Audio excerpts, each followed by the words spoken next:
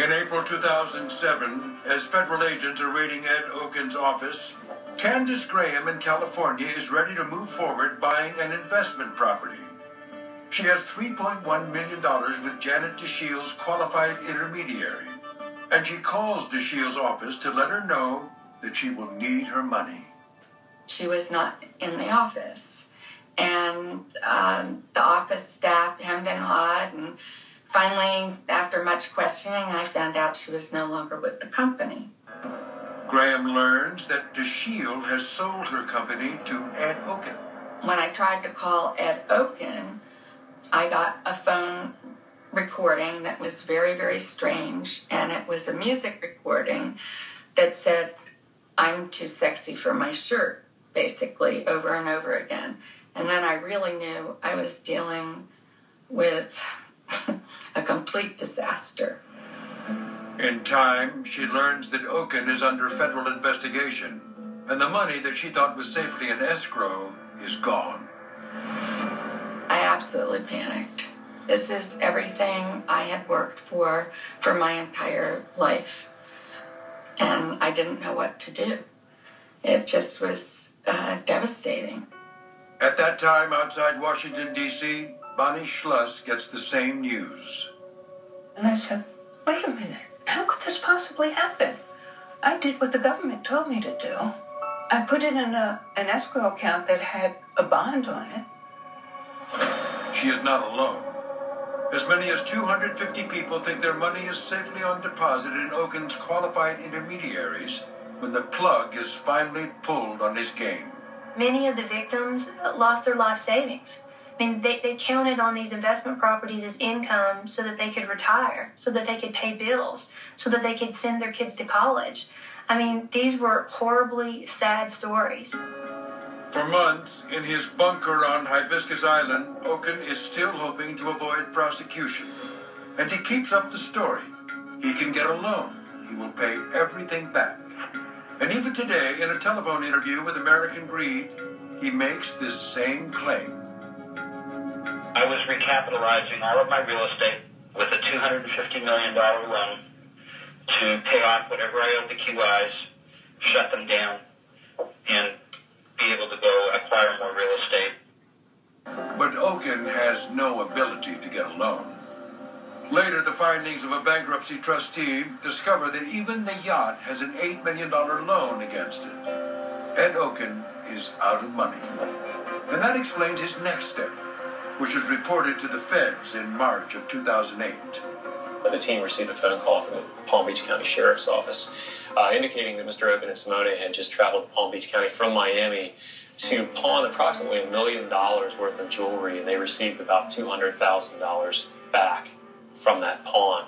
And we became very concerned that Mr. Oken had become desperate and was preparing to flee. Immediately, the investigators prepare a 27-count indictment charging Oken with conspiracy to commit mail-and-wire fraud and money laundering. He is arrested at his house on Hibiscus Island a few days later and is adamant that he has done nothing wrong. Mr. Oken now portrays himself as a victim of a rogue system, a rogue prosecutor, rogue postal inspectors, folks who didn't follow the rules, and he just keeps blaming everyone but himself. Oken maintains that recent court decisions support his case. I was advised I could do this, and I can't, as the law now proves.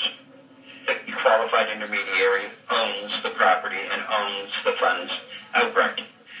Because we own them, we are allowed to use and invest the funds in any manner we see fit without any restriction. And he points out he never missed a closing until the feds ruined everything. As long as you could meet your closing demands, there's nothing restricted or regulated about this business. And you can basically invest it in whatever you want. For Oken, that's a defense. For his victims, it's an outrage. There's no excuse for this. This is an industry that the government created. It's a multi-billion-dollar industry, and there's no regulations on it, and I've been the victim of it. The qualified intermediary is not a qualified intermediary. It's just somebody who is not a disqualified intermediary. Since 2008, settlements from bankruptcy and class action lawsuits against Okun's banks and insurance companies have brought in almost 70% of the money he took. And now Okun's victims are working on behalf of future victims. Bonnie Schluss is constantly trying to meet with members of Congress to ask for stronger regulation. My goal is so it doesn't happen to anybody else. You know, there's no excuse for it. There are simple changes that could be made in the law to make it safer. Back in Richmond, Lara Coleman pleads guilty to conspiring to commit wire and mail fraud. She is sentenced to 5 years in federal prison. Ed Okun believes he is innocent and stands trial in March 2009. Bonnie Schluss is there every day. He was never sorry. He never once said he was sorry. Even at the trial, he was given a chance to say anything. He said nothing. He watched all of us. And no emotion, no nothing. Okun is convicted on all counts. At his sentencing hearing, there is a surprise witness, his first wife. I went to the sentencing because they might think that this was new behavior.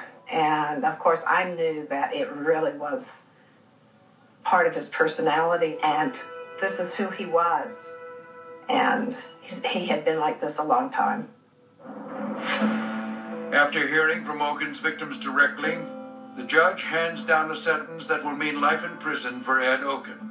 In August, he is sentenced to 100 years. A lot of people I've heard say, well, murderers don't get that. Why does that happen? But the problem is they don't understand. You've got hundreds of people that have had their dreams stolen by this man. And he doesn't have the decency to apologize or to empathize or to say, I'm sorry that happened to you. So 100 years was the correct sentence for him. The judge got that one right. This program contains material that may be disturbing.